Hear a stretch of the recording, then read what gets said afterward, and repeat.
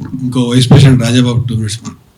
వేదిక మీద ఉన్న పెద్దలందరికీ, నా తోటి కమిటీ మెంబర్స్, జర్నలిస్టులందరికీ ధన్యవాదాలు. డిజిటల్ మీడియాకి ముందు ప్రింట్, టెలివిజన్ ఉన్నప్పుడు ఇలాంటి ఇబ్బందులు ఉండకపోయేది.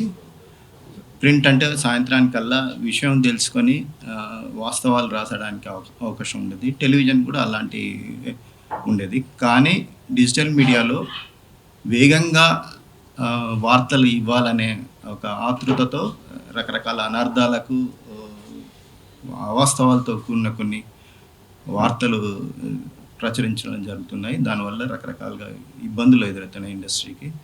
సో ఇలాంటి ముఖ్యంగా యూట్యూబ్ ఛానల్స్ కానీ, సోషల్ మీడియా హ్యాండిల్స్ కానీ ఇలాంటి చర్యలకు పాల్పడుతున్నాయి. అయితే ఇలాంటి వాటిని కంట్రోల్ చేయడానికి తెలంగాణ స్టేట్లో Telangana online working journalist union ఒకటి ఉంది. అందులో దాంతో నేను కొంత క్లోజ్గా వర్క్ చేస్తున్నాను. అందులో దాదాపు 300-400 యూట్యూబ్ ఛానల్స్ల లిస్ట్ ఉంది, ఎవరెవరు హ్యాండిల్ చేస్తున్నారు ఇది. సో ఎవరైనా అడిగితే మాకు ఇబ్బంది, ఎవరైనా హీరో కానీ, ఎవరైనా ప్రొడ్యూసర్ కానీ, ఎవరైనా సినిమా వాళ్ళు కానీ మా మీద ఇలాంటి నెగిటివ్ వస్తుంది కొంచెం తీపిస్తారా అంటే మాకు తెలిసిన వరకు మేము దాన్ని డిలీట్ చేయించే ప్రయత్నం చాలాసార్లు చేశాము.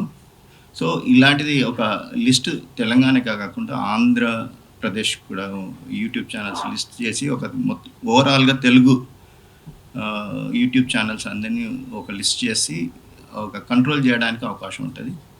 ముఖ్యంగా ఈ సంక్రాంతి, దసరా, దీపావళి టైంలో వచ్చే సినిమాల విషయంలో రకరకాల గందరగోళాలు జరుగుతున్నాయి. వాటిని కంట్రోల్ చేయడానికి ఇప్పటికే TFJA కొంత ఇనిషియేటివ్ తీసుకున్నది.